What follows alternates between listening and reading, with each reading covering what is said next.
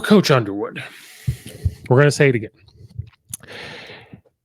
Stop calling for him to be fired. If you want him fired, go root for another team. Stop rooting for the University of Illinois. Because remember where Illinois was before he showed up. And we talked about it before, what Illinois looked like before he got here. He's now got them back to being talked about on a national stage. I don't know what you need as Illinois fans. You know, we're seeing posts about, well, don't even make the NCAA tournament if you can't even get out of the first weekend. Now, not getting out of the first round or the first weekend or getting to the second weekend is frustrating, and I'm on board. It is frustrating. But I personally would rather make the NCAA tournament to have an opportunity to win to get to that point. Because what would they have said if he didn't make the tournament? Well, he probably should be fired. Okay, so you want him fired if he does make the tournament, but you want him fired if they do make the tournament. That makes sense. So let's talk about what the University of Illinois looked like when Brad Underwood decided to show up. This is Coach Underwood's coaching career from a Division I perspective. He was at Stephen F. Austin for a little bit in Oklahoma State. But we're going to look at Illinois. He got there in 2017. They went 14-8 because he's trying to rebuild. Illinois hasn't done anything.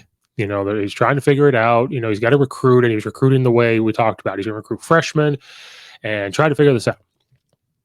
And then they go 12-21 as he continues to try to build this, which is a culture thing. You're trying to build a culture. It takes a little bit. You need time to figure this out.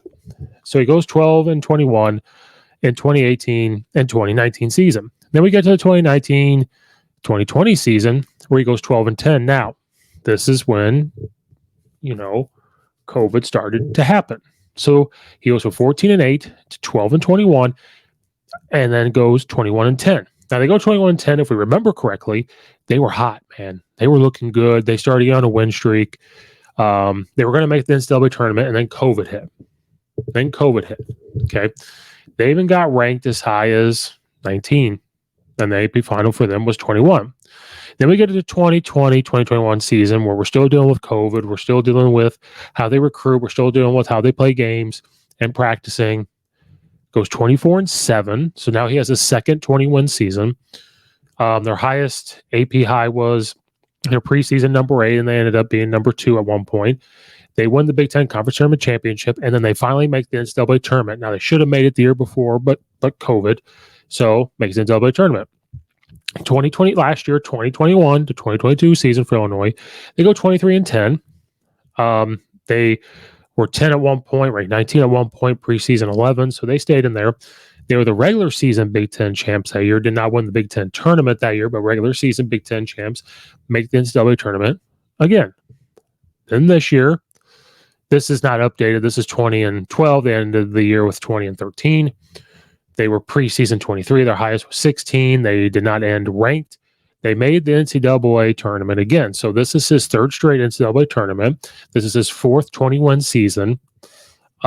His career overall is 223 and 106 because we did not add that loss there. So my question is, what's the justification in you guys out there who are apparently smarter than everybody else? Why do you want to fire him?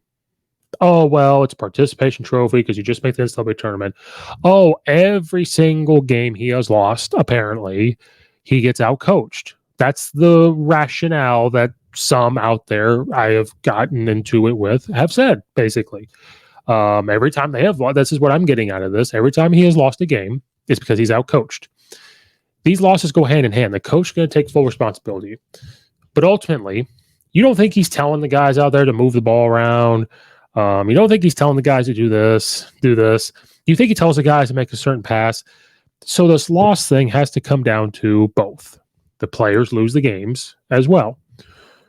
This team, he put the team together because he had to make decisions with this new transfer portal, dealing with name, image, and likeness, dealing with Sky Clark leaving. Goody was hurt all year until he finally started to come back, trying to maneuver some guys around, and then you had EBSCO, like just things had happened. So ultimately, this team, athleticism-wise or their play-wise, did not live up to expectations that we all had coming in. Fine. But who, again, apparently people want Brad Underwood fired because he's a terrible coach. I've had somebody literally say he's the worst coach in the Big Ten to me. That is a horror. That statement doesn't even make sense. He's the worst Big Ten coach, huh? Iowa lost. They haven't. He's been there 13 years, and he hasn't been out of the first round there at Iowa. Okay. Juwan Howard didn't even make the tournament this year. Okay. Rutgers should have, but they didn't make it. All these other Big Ten teams either didn't make the NCAA tournament or they've lost as well. So you're telling me literally got told to me Brad Underwood is the worst coach of the Big Ten by far. Well, what's the proof? Well, the proof, there is no proof. These people will just say, well, there's these high expectations. It's NCAA championship or bust. And because he didn't get out of the first weekend, he's a terrible coach. First of all, this is not Brad Underwood that took over a Duke program that constantly makes the NCAA tournament, that constantly competes for NCAA championships, and is not making the NCAA tournament because of that. He took over the University of Illinois, where, no offense to John Gross, because he could outcoach all of us. Anybody listening or talking could outcoach us because he knows more. He's been around it more. But we dealt with the John Gross era. We dealt with the very end of the Bruce Weber era, where we weren't we weren't making the NCAA tournament. We weren't talking about winning Big Ten championships. We weren't talking about 5-star recruits. We weren't talking about those type of things. We were down in the dumps. To build a culture, sometimes it happens like this, but more and often than not, it takes a while. So Coach Underwood came in. He had to trim the fat.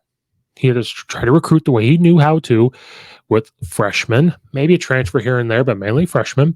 And that's how he built up to this point. Well, now he's entering a brand new era of, can I build a team with recruiting freshmen, or does it have to be the transfer portal?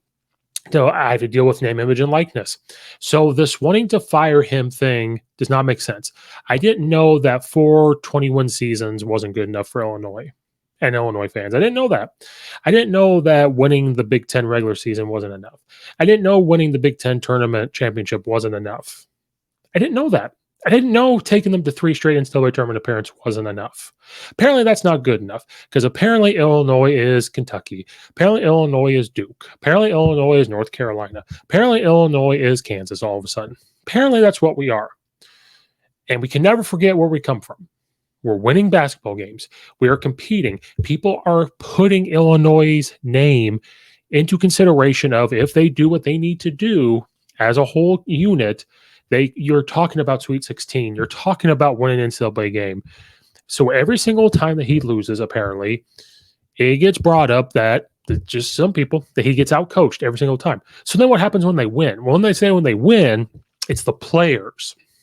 Okay, so if they win, it's all about the players. When they lose, it's because Coach Underwood gets outcoached. That makes zero sense. So if you're going to put statements out there to fire him, please actually have something of useful information that will make sense and have proof of why we need to fire him. Because when did Illinois fans get to the point where we can sit there and say, fire him, fire him, fire him? Makes absolute zero sense to fire him. The statements about it, the quote unquote reasoning behind it, there is no reason. There's no reason to fire him. There's no real true reason to fire him. So quit putting it out there.